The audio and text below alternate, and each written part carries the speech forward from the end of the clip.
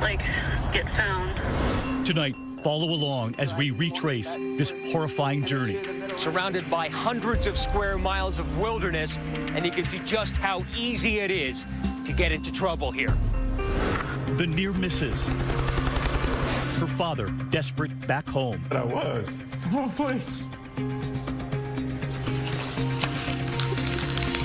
Until finally, her life or death decision. At what point did you decide that you had to rescue yourself? Good evening, I'm David Mueller. Elizabeth is back next week. So many of us rely on GPS on our phones, especially when we're trying to get somewhere. But right here tonight, when the GPS can steer you terribly wrong. The college student who says she followed Google Maps and paid a terrible price, telling us I ended up in, quote, the place I thought might be my grave. Join us on Facebook and Twitter tonight as we retrace that wrong turn. Have you ever been stranded? Here's Matt Gutman. Just take a moment to take it in. The Grand Canyon. A geological spectacle 6 million years in the making. It is absolutely beautiful, and that's why it's one of the 7 wonders of the world. It's no wonder 5 million tourists trek here every year just to breathe in its pure serenity. They return home with pictures and souvenirs and sunburns, but nobody comes back with a story like Amber Van Heck. I did do right things, even if I did make mistakes. And if I can just share those things that I did right with everyone, and if that saves even one life, then it's worth it, I think. Her journey to the brink of death and back began 3 weeks and 1,000 miles ago. It was spring break at the University of North Texas. While so many students were off to do the beach and booze thing, Amber had her own idea of fun.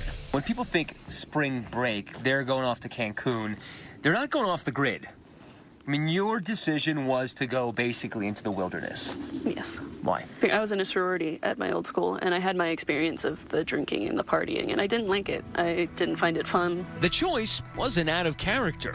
Amber had always been an outdoorsy, active type. A Girl Scout and a junior ROTC, developing skills that will soon come in very handy. Amber Van Heck was a student that had a lot of personal drive. She had a forceful attitude about self-improvement. She was the one that tried the drill team. She tried the color guard. That intrepid spirit fueled her decision to take this trip, alone, by car, all the way there and back. It's pretty courageous of you.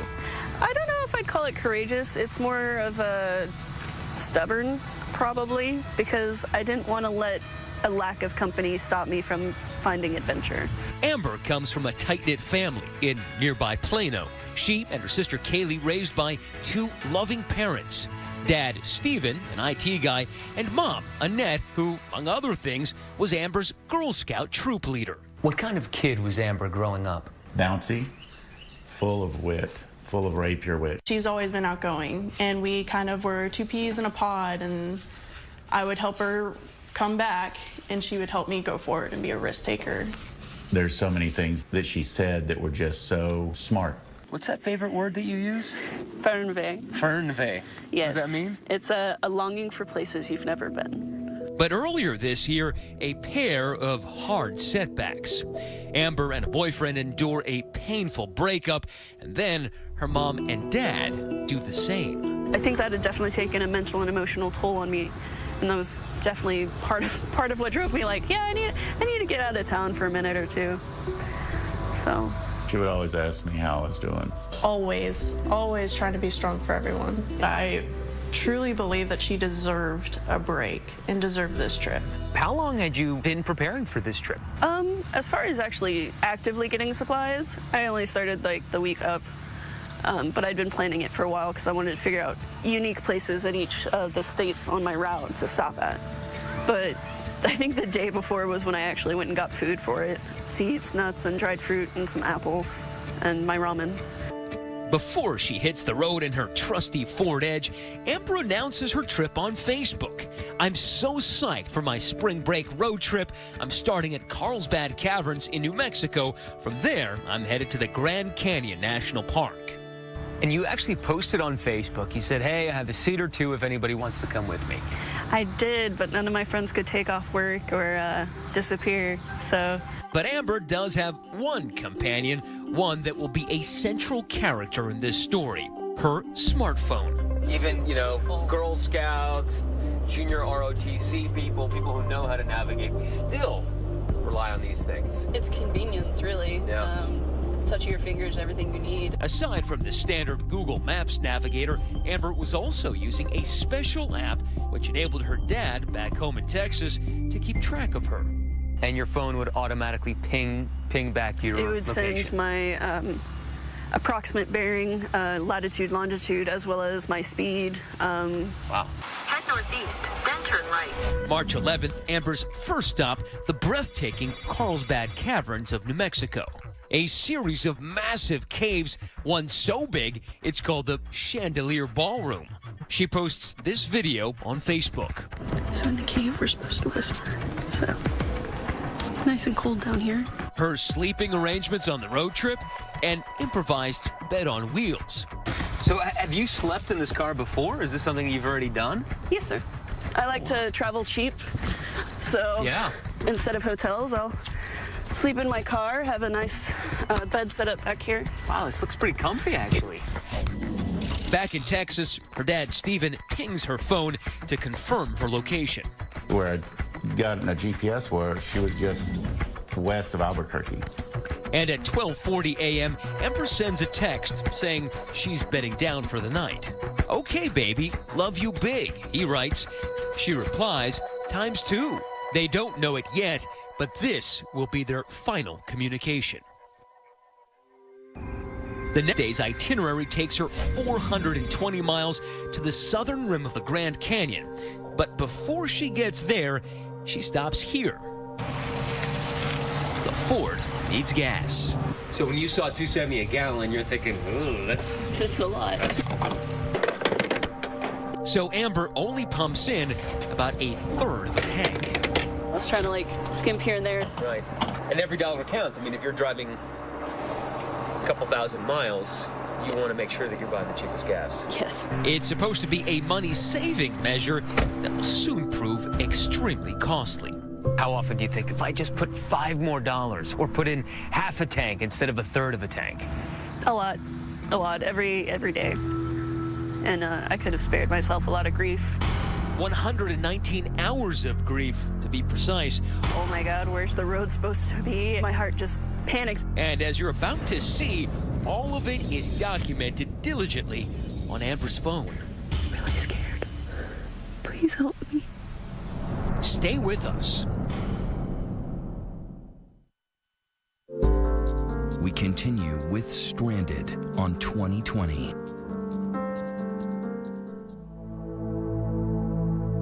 It is Sunday, March 12th, day 2 of Amber Van Heck's Great American Road Trip. And her Fernaway, that favorite term of hers for wanderlust, is in high gear. Where did you go next? To the Grand Canyon, actually. The Grand Canyon is on most Americans' bucket lists. Now Amber is fearlessly checking it off hers. And I assured my mom she's okay. I have an undying, faith and trust in my sister that she can take care of herself because my sister's strong. It didn't occur to me about getting lost in the desert because I have really decent navigation skills. Along with those skills, she's also got a navigation app. Head south. The always reliable Google Maps. She types in the name of her next destination, the Havasu Falls Trailhead, a remote spot in the Grand Canyon with aqua blue plunge pools so popular it requires a reservation. That's the trailhead? Yep. It's in the middle of nothing. Yes. All right, let's go. It's 63 miles, and you only had 90 max on your tank, so. This week, we returned with Amber to this fateful spot, the place where, directed by her smartphone, Amber turned off Highway 64 and on to this dirt road. Google said to go on a road that I didn't see, and I went against my better instinct. I trusted Google Maps, which I shouldn't have. Let's face it, we're all too dependent on our devices to get us places. And Amber is not the first person to discover that can nearly get you killed. Drive 0.8 miles to dirt road. Just ask Donna Cooper. Back in 2010, she too trusted her GPS and followed it blindly during a trip through Death Valley, nearly finding out for herself how one of the hottest places on Earth got its name. Recalculating. We just kept saying, you know, go this distance and take a turn, make a U-turn. Turn left on Old Ghost Road. There's nothing there.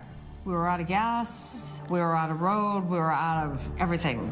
2020's Jay Shadler saw how navigational technology can sometimes be dangerously outdated. Turn right on Golden Canyon Road.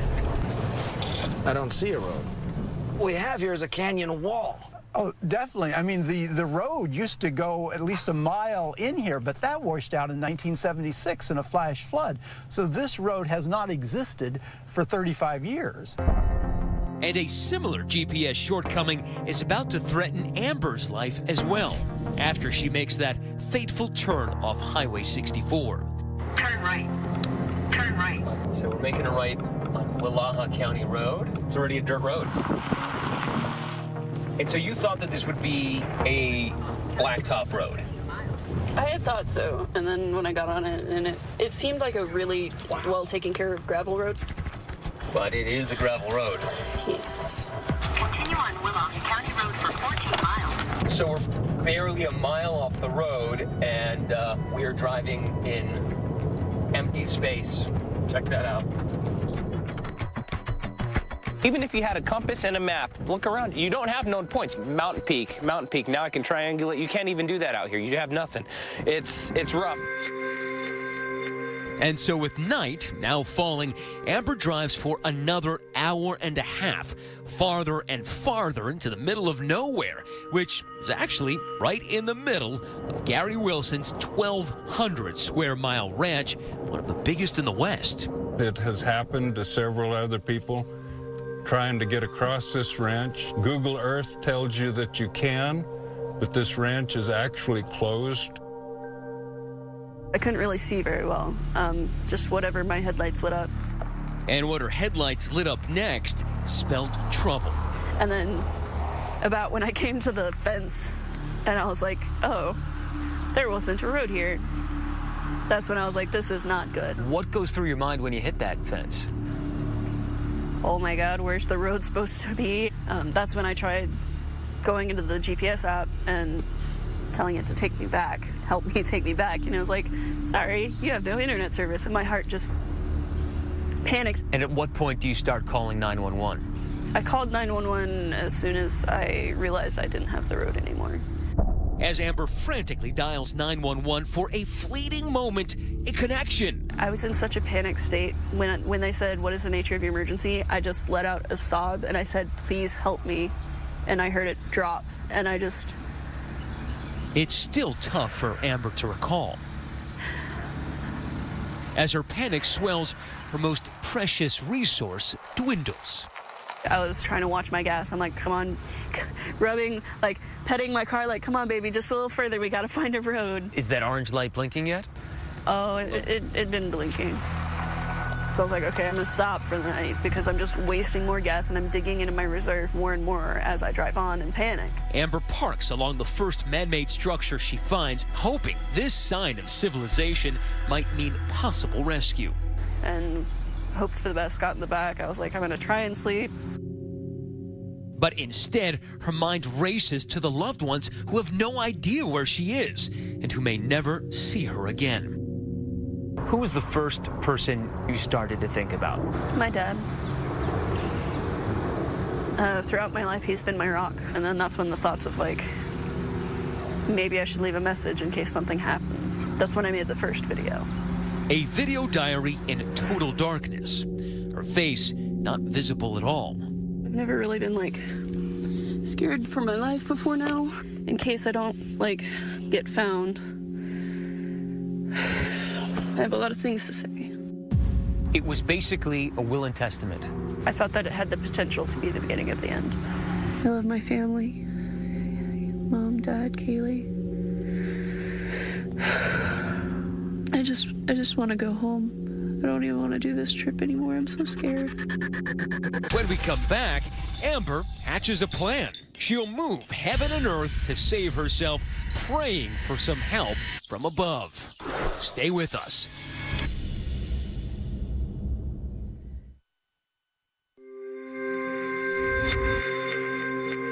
Monday, March 13th. As dawn breaks over the Arizona horizon, Amber Van Heck awakes inside a sprawling 1,200 square mile prison of solitude and continues the video diary of her ordeal. I wish someone would drive by,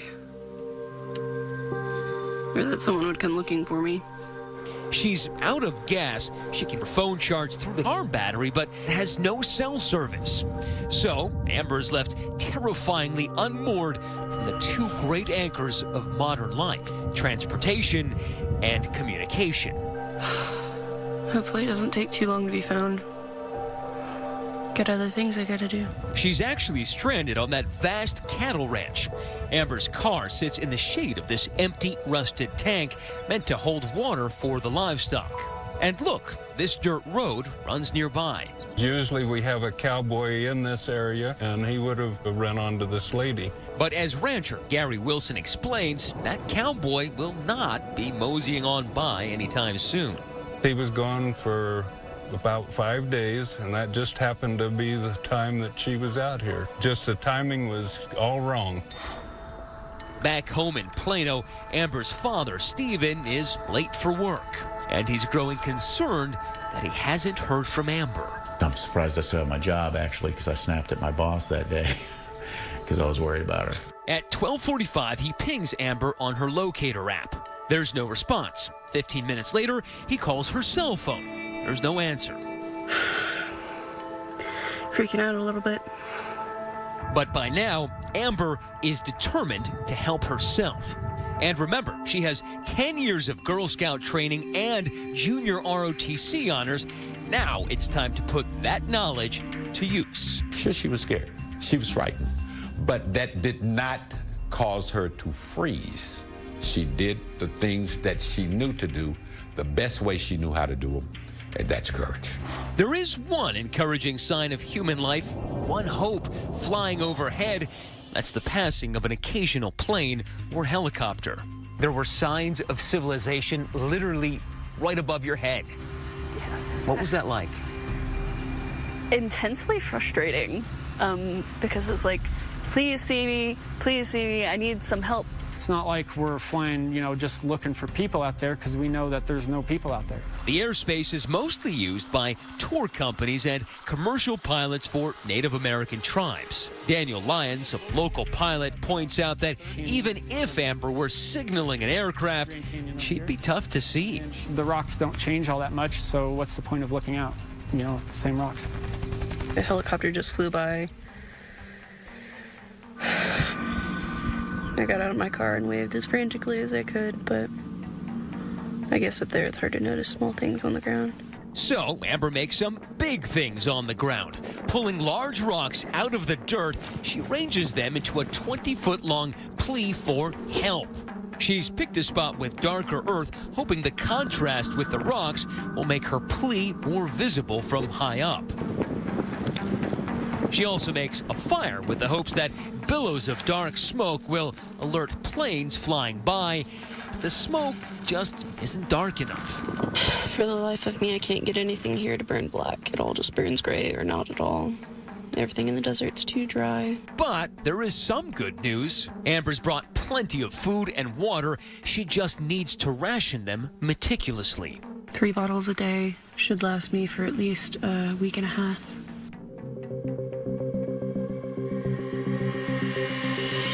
Her moxie isn't running out either, but as the hours stretch out, she succumbs to moments of misery. In movies, they always just show the rescue.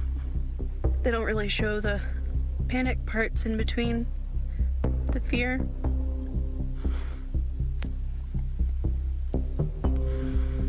I just want to go home. In the moment, there were so many what ifs, like what if I never get found? What if I get caught by an axe murderer out here in the desert and no one would ever find my body, Yes, but the dark, and you're thinking scorpions and maybe snakes and coyotes. I mean, it's been terrifying. I've had an experience with a scorpion. I don't wish to repeat it. It stung. I didn't like it. Night descends again. So too does the thought that she may never make it home. Amber records this meditation on mortality. I feel like you're supposed to have more profound thoughts when you think you're gonna die. I guess maybe I should ask myself, did I make a difference in the world? I mean, I know I didn't. I'm only 24, I haven't done anything meaningful yet. I guess at this point I'm depending on my father, constantly checking in for him to notice that some things are awry. Did that young woman think that she was gonna die?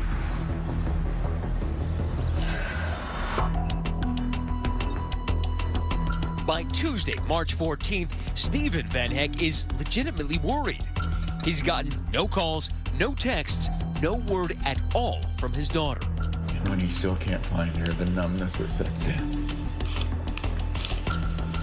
Like you're dead inside. He holds out hope that she's just out of cell phone range while camping at the Havasu Falls.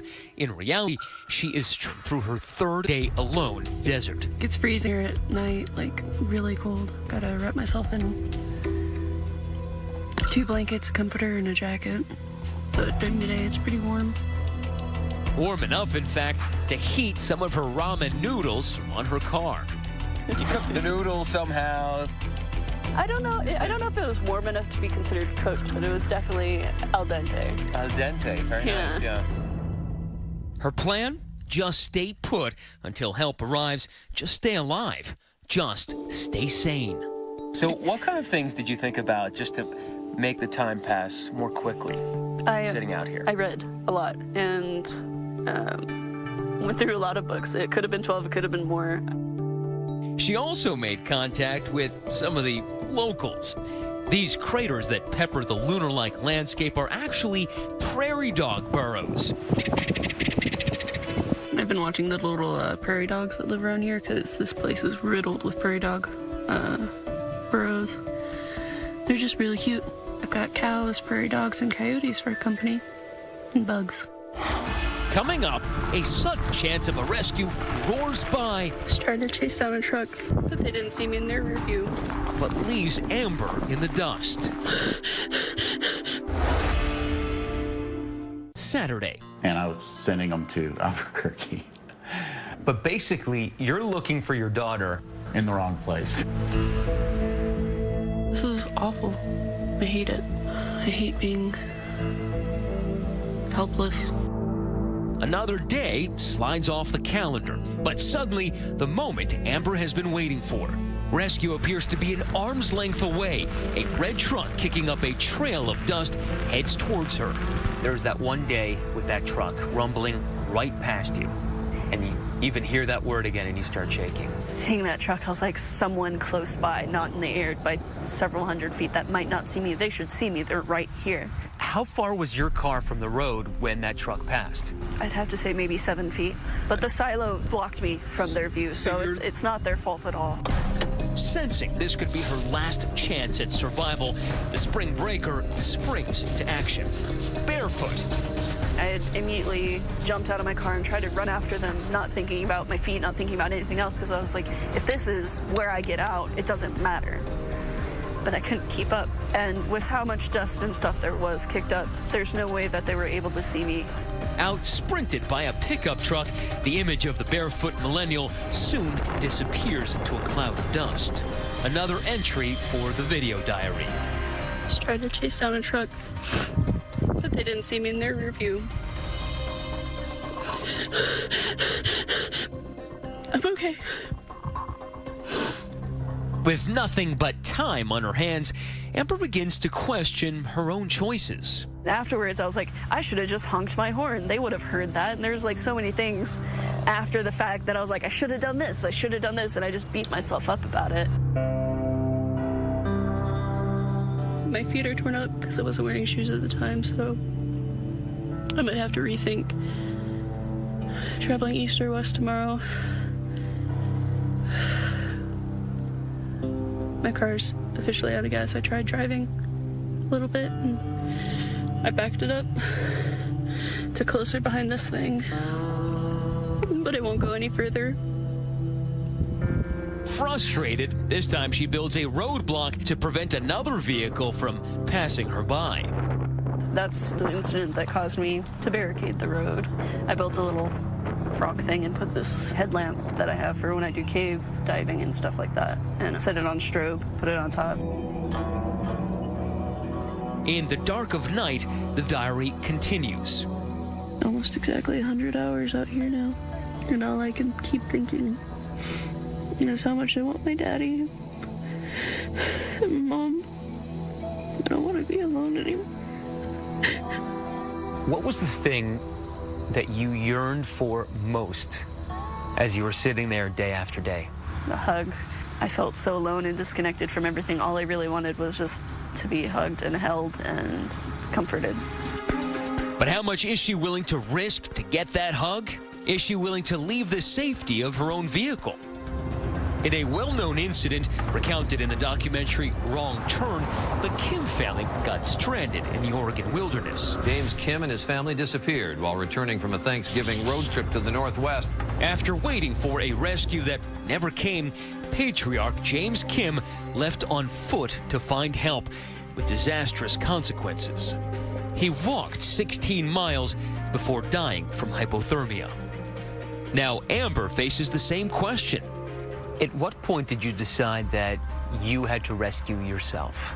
By about the 4th day, I figured there should have been at least a search out, but I hadn't seen anything, heard anything, and that truck helped me realize that if I was going to get out, I had to do it for me. The nearest gas station is 40 miles away. The nearest drink of water is a 2 days walk, surrounded by hundreds of square miles of wilderness, and you can see just how easy it is to get into trouble here. Out of options, Amber decides to make her move. The plan? To stay along the road and walk as far as she can, as fast as she can, in search of a cell signal. But, as luck would have it, while she's out on the road, the cavalry shows up at her makeshift base camp to rescue her. It's a bit of a letdown when you say, okay, we found him, and nobody's there. Once again, Amber is at the wrong place at the wrong time. When we return, we continue with Stranded on 2020.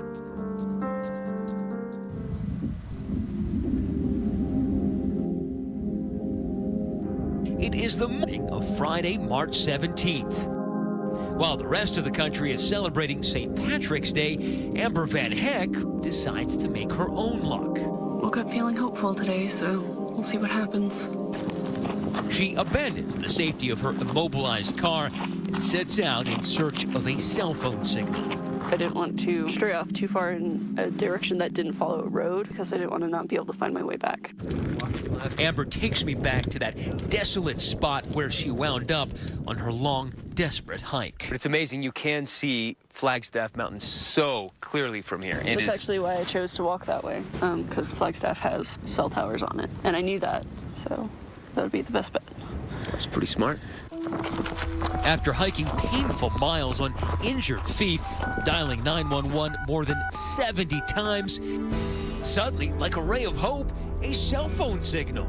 At long last, Amber makes contact. What did it feel like to finally get a signal and after 5 days speak to a human? All I could think was desperation, more so than relief at that point. It was just mostly desperate to get out the right information so that they could send someone. I started crying and saying, please help me.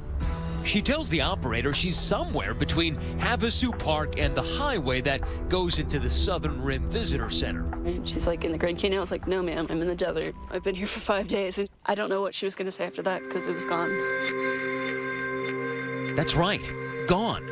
The call dropped. The lifeline goes dead. I was just heartbroken, I guess, in that moment because I wasn't sure how search and rescue worked. I knew they needed information to find out where I was. I wasn't sure if they wouldn't send someone if they didn't have enough information.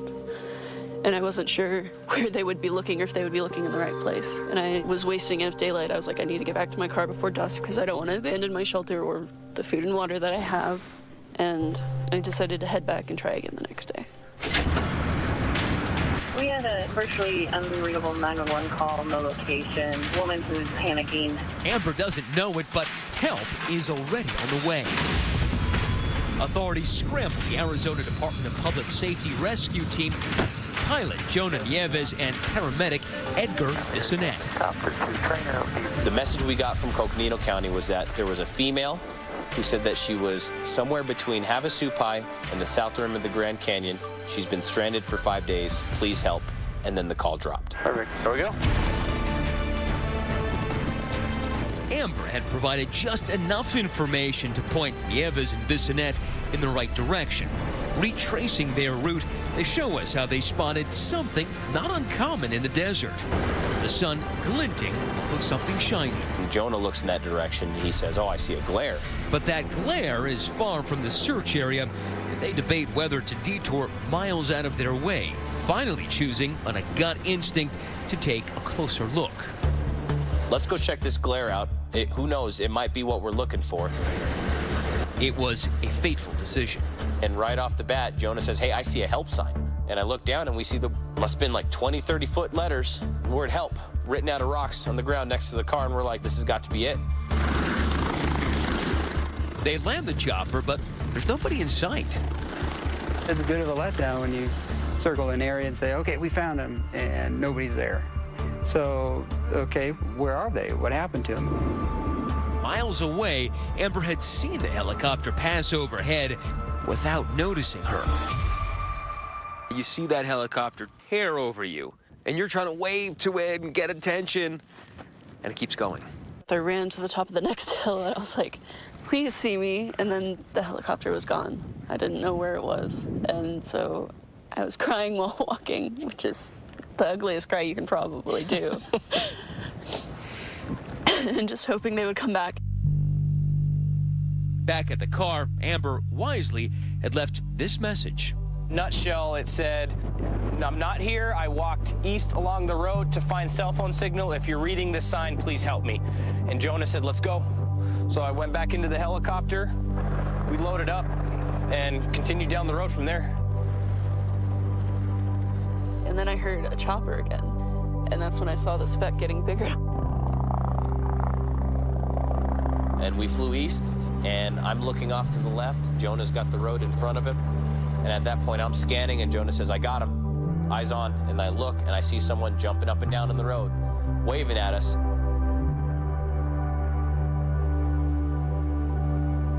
And I was like, they're coming for me.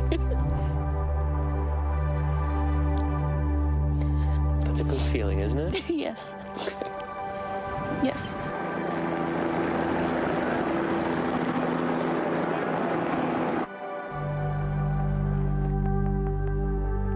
Next thing you know, I'm 2 feet from her, and first thing comes out of my mouth was, did you call? And he's like, hi, did you call? And just sort of a joke, you know? And all I could answer with was hi, and then sobbing, ugly sobbing. I was just, and holding on to him. And I feel so bad because I was just like, human contact. Did he hug you back? Yes, he did. And then he was like, you know, put his arm around me and helped walk me towards the helicopter.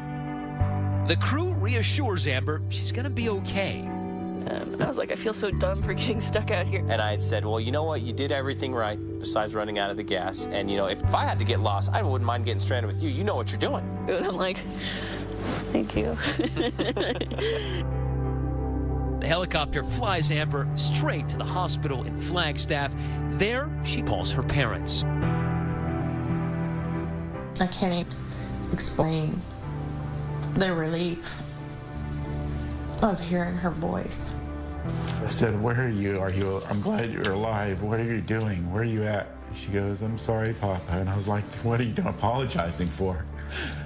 I've been worried sick about you. She goes, I thought you were hunting for me. I said I was. In the wrong place.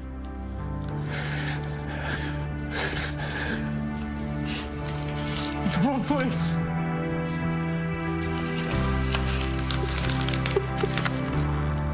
What was your reunion like with your dad? He just held me while I cried and picked me up in a hug.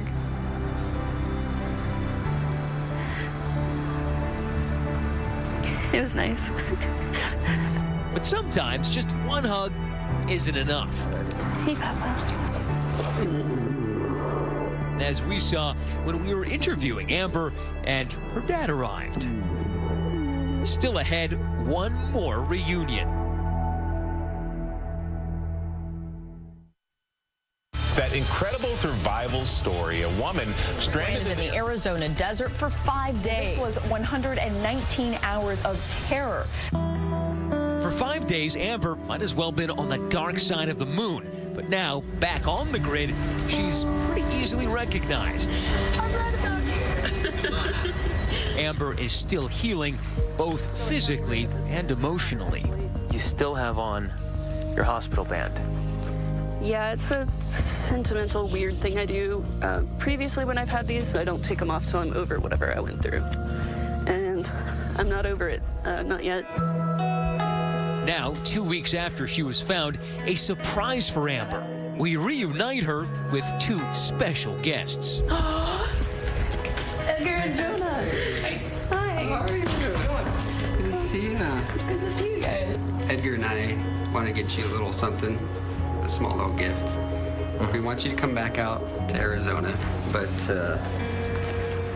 we want you to do it on a full tank of gas this time. So here's a gas card. Thank you. I'll make sure to fill up. Safely back at home with her friends and family who she thought she might never see again, she makes a final video diary. This has been a whirlwind of emotions, but I feel like I have less anxiety now about the entire thing, which is good. I feel like it's time for me to lose the wristband, actually, and I think that's the next step. And there we go. All done. Knowing what you know now, would you go on another solo road trip again? Eventually I will. I'm not going to let fear stop me from doing anything in this world. Well, one very happy reunion. So the takeaways, obviously, spring for a full tank of gas when you're going anywhere. And those old school maps, the paper ones, they still work. Google did not respond to our requests for comment. A GPS industry source previously told ABC News it is important for drivers to keep in mind that GPS devices are to be used as navigational aids only. It's still the responsibility of drivers to exercise common sense. We're just glad she's okay. Thanks for watching here tonight. I'm David Muir. For Elizabeth and all of us here in 2020, thanks for watching. Have a good evening. Great weekend.